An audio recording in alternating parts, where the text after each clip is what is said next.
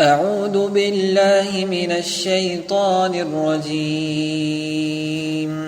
I seek refuge with Allah from Satan the outcast. وبرزوا لله جميعا فقال الضعفاء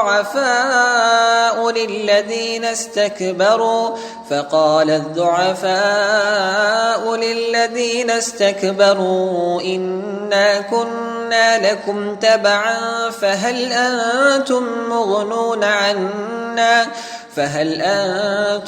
مغنون عنا من عذاب الله من شيء قالوا لو هدانا الله لهديناكم سواء علينا أجزعنا أم صبرنا ما لنا من محيص. They will emerge before Allah, all together.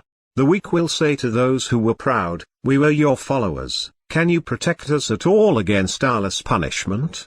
They will say, "Had Allah guided us, we would have guided you.